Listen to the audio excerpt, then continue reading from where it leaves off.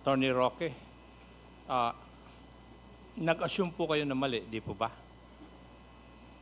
Nagkamali po. Kaya nga, yung assumption nyo mali. Opo, mali nga po yun. And therefore, pag nag-assume ka ng mali, you should be ready for the consequences. Hindi ba dapat ganon? Yes po, but So, there was no intent to disrespect this I'm not chamber. asking whether you have the intent. Ang tinatanong ko lang po doon is, kung nag-assume po kayo ng mali, hindi po ba dapat tanggapin ninyo yung consequences?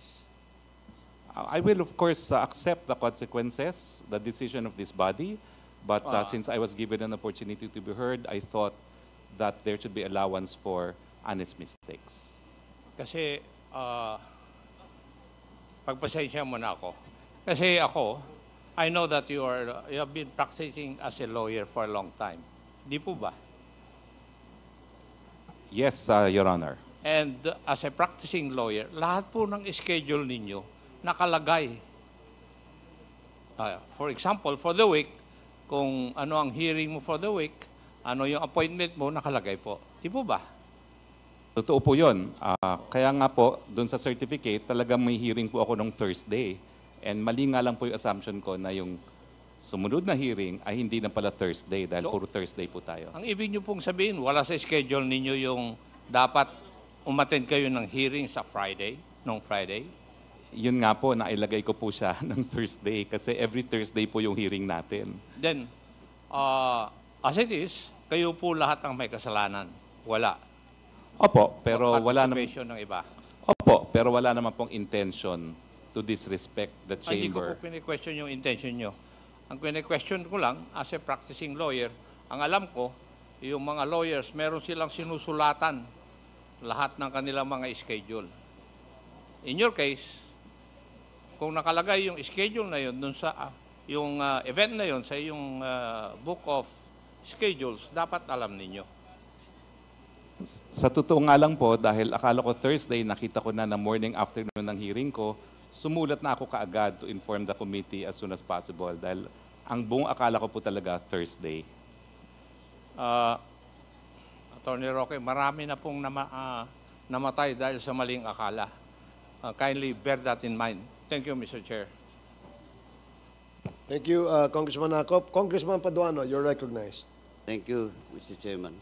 Anyway, tama po yung sinabi ni Chairman Acop na that's your fault and you should face the consequences, di ba? Now, eto lang po. Kaya ako, of course, the intent, hindi pwede nating pag-usapan dito yung intent.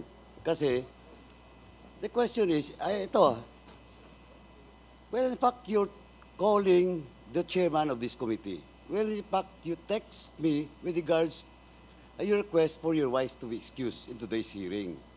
Now, as you mentioned, nalaman mo na after lunch, nag-hearing sa Pampanga. Di ba? At the very least, man lang, sana you texted me, you call me, or you call the chairman na hindi po ako makarating dyan kasi nagkamali ako. But you never do it. Kaya yung question of intent, sabi ko nga, hindi pwedeng magiging basis for that possible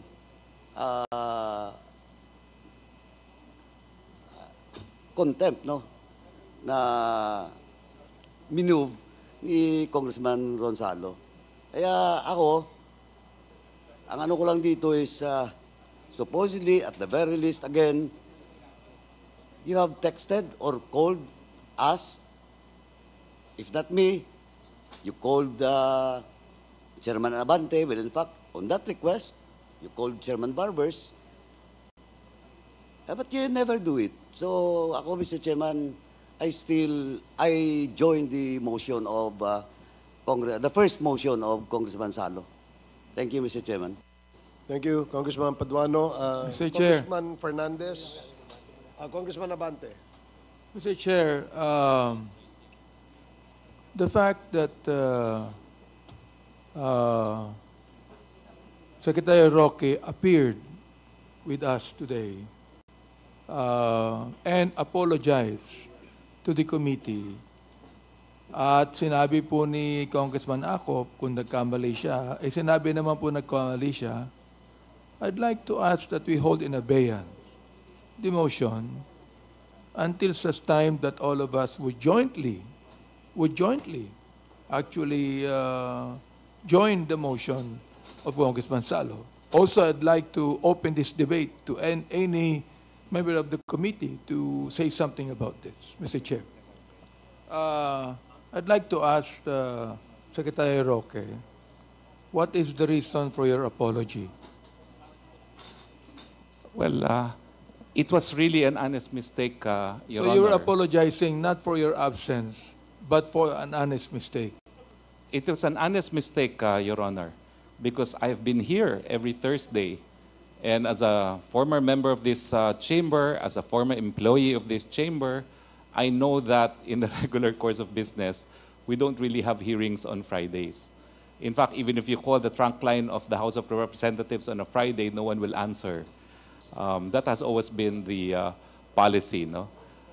So when I saw the notice of hearing, I really thought it was also on a Thursday, like the first two hearings where I attended. That is why I apologize for the honest mistake. Thank you, Chair. Congressman Abante. Congressman Joel Chua, you're recognized. Thank you, Mr. Chair. Mr. Chair, gusto ko lang pong tanongin si Attorney Harry Roque. Nung sabi po ninyo kanina, it was just an honest mistake. Tama po ba? Dahil sabi po ninyo, ang akala ninyo is Thursday. So, nung Thursday po ba, nagpadala kayo agad ng notice sa amin? Or at the very least, nag-inform po kayo agad? Tuesday po, pinadala ko po. Dahil Tuesday. nakita ko conflict nga po sa calendar. Tuesday. Tuesday po. So, na-realize lang ninyo na Friday pala nung Friday na po at nabalitaan ko na nagko-quad hearing po sa Pampanga. Pero yung quad hearing, parang umaga pa lang po yata. May quad hearing na eh. Tama po ba?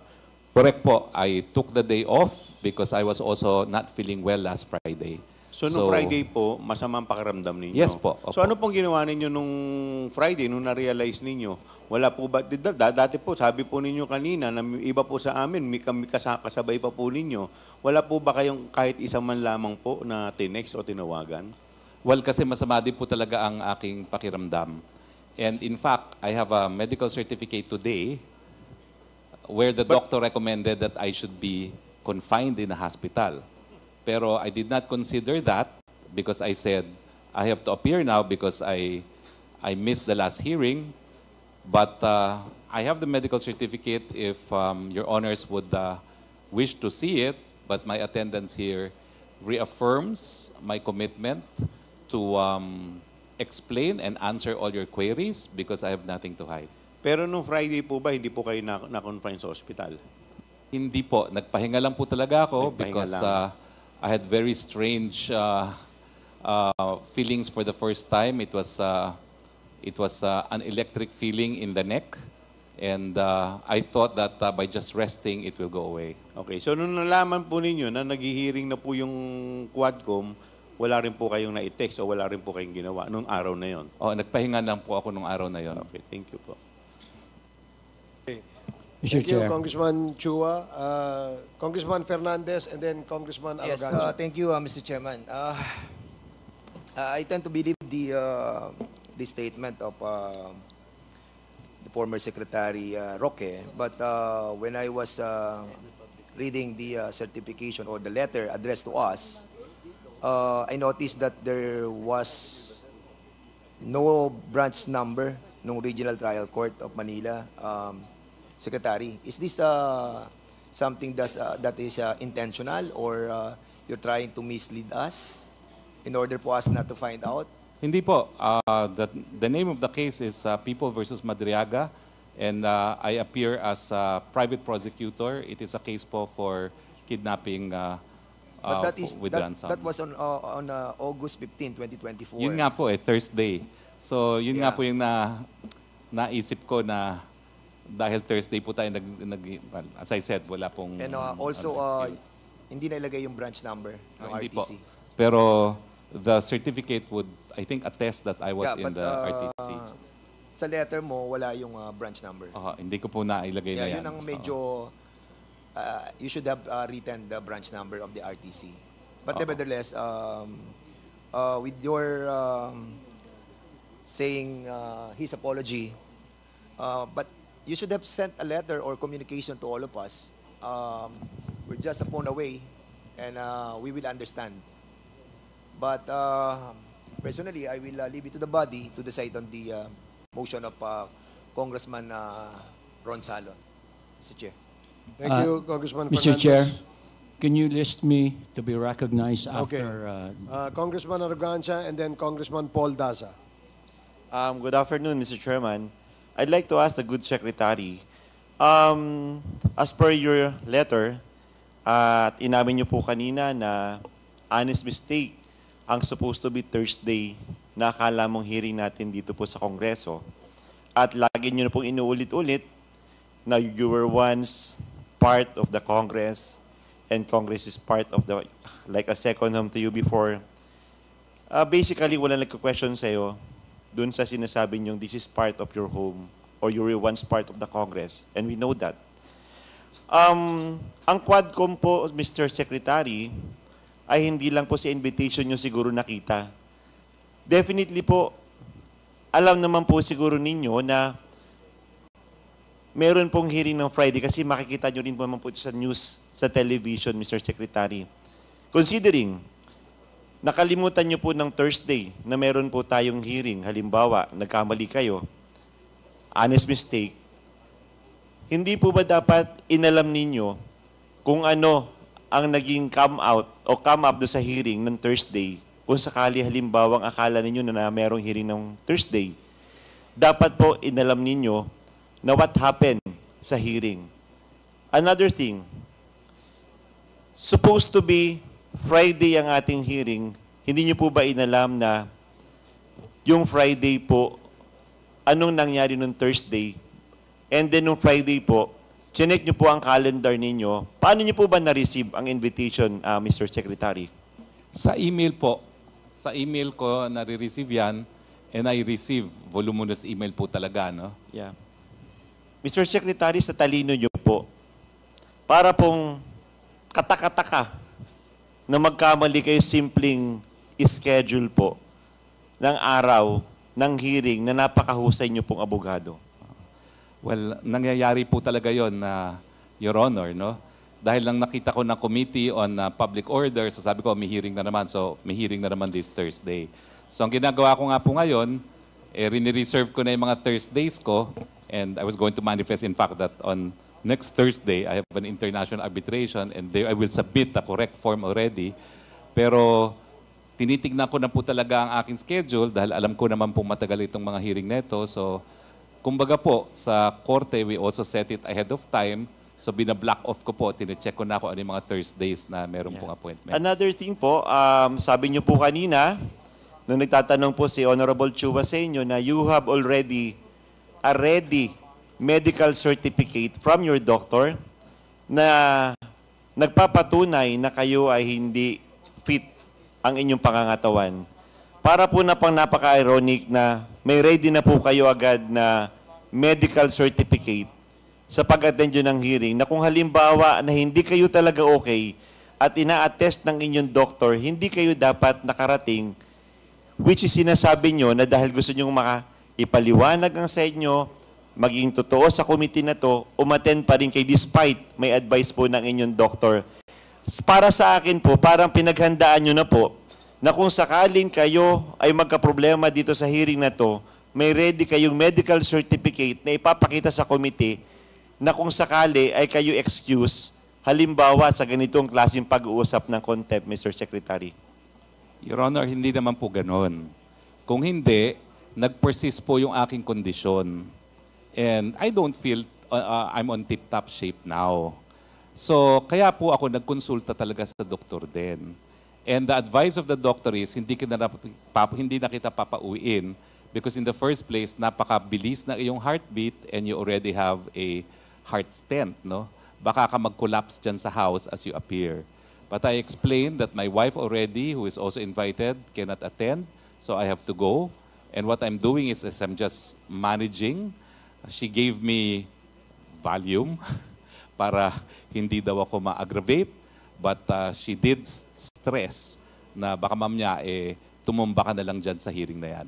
But I think it's very important that I appear today dahil I've already asked members of the committee to excuse my wife. And the least I can do is to appear despite the medical advice not to do so and to be confined. Yeah. Mr. Chairman, being part of this committee, for me, my personal observation regarding the honest mistake of the good secretary is really unbelievable. Considering na kung halimbawa na nakita niya na nagkamali siya during the Thursday na ina-assume niya na meron tayong hearing, dapat nakita na niya sa news yung hearing natin supposed to be na Thursday. Where in fact, wala naman talagang hearing. Dapat nagtaka na siya na nagtanong siya at na-check niya ang kanyang calendar na ito pala yung Friday, Mr. Secretary. Parang sa akin po, mababaw masyado yung pong kanyang dahilan, Mr. Chairman. Salamat po. Okay, thank you, Congressman Arrogancia. Next is Congressman Paul Daza. You're recognized. Good afternoon to the four chairs of the committee, my colleagues in these various committees. Good afternoon to our resource persons, and thank you for being here with us the whole day. Mr. Chair, I'd like to ask our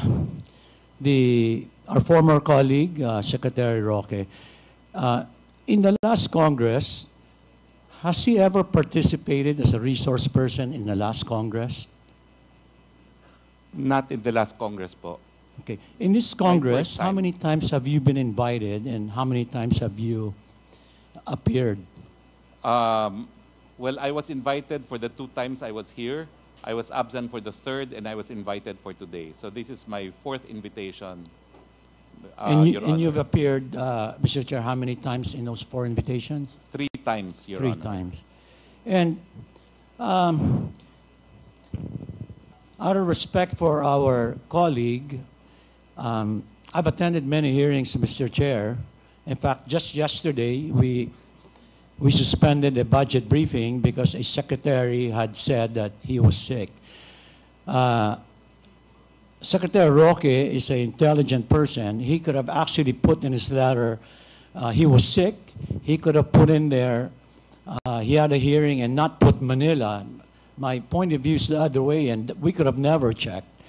But I think he was good faith. He actually put where the hearing was. And I'm sure he knew that could have been checked. So I'm more inclined to believe that it was an honest mistake. Considering that he's here, he's appeared multiple times. And I think the biggest issues are the substance of his various resolutions. It would be counterproductive, I think, to cite him in contempt, and whatever sanction that will be, my understanding is you would be holding him. But on the same token, I'm more inclined to maybe appeal to the movement, to Congressman Salo, instead of contempt, but some sort of a reprimand for that mistake, which he admitted, and admitted in public. I think that weighs quite a bit. And I'd really like to move forward to the substantive issues, and I think Secretary Roque will contribute more being here than citing in contempt, which I believe will be some sort of, well, actually, that's my question, Mr. Chair. If the resource person cited in contempt, what does that really mean? Wouldn't that be counterproductive? Because I'm assuming we're going to continue the hearing today. To respond to your query, Congressman Daza, it is pursuant to our rules on Section 11 of Rules of Procedure Governing Inquiries in Aid of Legislation, clearly states that there are several violations that a resource person may commit before this committee. And if these violations have been committed by any resource person, then a member can move for the committee to cite the resource person in contempt by a two-thirds vote consisting of a quorum. So, in this case, as clearly stated by Congressman Ron Salo, the violation, as stated in paragraph E of Section 11, which is a contemptible act, Your Honor. So that is the basis, and that is the reason why perhaps the movant has moved to cite our resource person in contempt. Yeah, thank you, Mr. Chair. My question is, if the motion is carried, what would be the sanction Okay. for this situation? Well, if the contempt is carried, what will happen is we will proceed to the next section, the Section 12. Pursuant to Section 12 of the same rules, the Section 12 titled Penalties. So by a vote of two-thirds of the members present, there being a quorum, those cited under Section 11, paragraphs E and F shall be detained for a period not exceeding 10 days. That is what our rules say, Your Honor. Yeah, thank you, Mr. Chair, for the clarification, which I think strengthens my view with the indulgence of my colleague, that may be counterproductive when we have so many issues, national issues that we need to tackle, and this will just divert our focus for the more important issues. That's my opinion, Mr. Chair, and I hope my colleague will reconsider his motion, and maybe I could suggest, maybe should he find it in his heart to do that, is maybe just a motion to reprimand for the honest mistake that Secretary Roque committed. Thank you, Mr. Chair. Thank you, Congressman Daza. Congressman Paduano. Thank you, Mr. Chairman. Just to add dun po sa sagot ng chairman natin, Chairman Barbers, for the information of Senior Deputy Minority Leader Paul Daza, under our rules, wala pong reprimand dun sa sa contempt, no. That's number one. Number two, if the good congressman is wary that Secretary Harry Roque cannot participate in the proceedings, he can. Because those resource persons cited in contempt can still participate in the hearing and in the succeeding hearings. So, kung ang agam-agam po ni SDML that we cannot extract some more information, vital information from former Secretary Roque, tuloy-tuloy po yung presence ni Secretary Roque even today until such time that this committee will suspend the hearing. Now, second, Mr. Chairman, with due respect to the position made by Co-Chair Abante, as the chairman has said, this committee should be fair to everyone. Well, in fact, kasi as I heard, the statement coming from Co-Chair Abante that former Secretary Harry Roque has already publicly apologized. But the same is true with all others. Resource person that was cited in contempt during the past, and even as of today, in the case of Miss Baterna. After she was cited in contempt, nag-appeal po siya, and she apologized. But of course, she has violated our rules. So, yung contempt niya, she's serving now, and is now present in today's hearing. So, ako, Mr. Chairman, again, with due respect to the position of Co-Chair Abante, I still stand that we should base on our rules, no, with regards to inquiry in aid of legislation. Thank you, Mr. Chairman. The reason for the contemptible act committed by our resource person is in paragraph E, which reads, acting in a disrespectful manner towards any member of the committee or any misbehavior in the presence of the committee. So, may I solicit comments from our members before we rule on this motion? In the spirit of fairness, because the committee has been citing our resource persons who have violated this rule in contempt and detaining them in the premises of the House of Representatives. Would there be any comment from our members? Mr. Chair, before we vote Chairman Abante? before we vote of the contempt, we would like to hear first the explanation of the reason behind his absence to this committee last year. Thank you, Your Honor. I was hoping to be given an opportunity to be heard. It was an honest mistake, Your Honor. I have also been a member of this chamber. We don't hold hearings on Fridays. So when I saw the notice of hearing, I assumed that just like the first and the second hearing where I attended, that it would be on a Thursday. And that is true, that I had a hearing both in the morning and in the afternoon. And that is why I sent that letter. By the time I realized that it was a Friday and there was in fact a hearing, it was also close already to lunchtime, and the hearing was in Pampanga.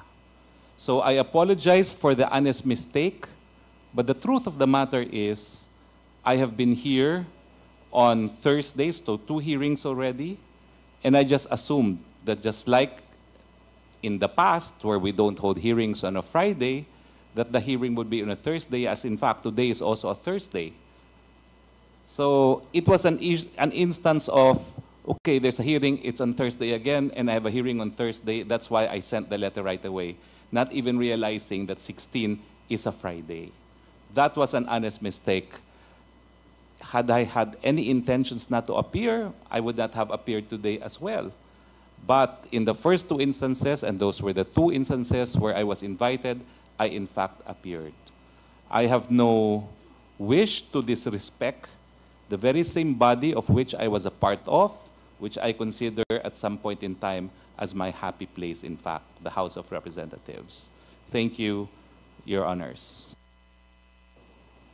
Any other member who wish to make a comment?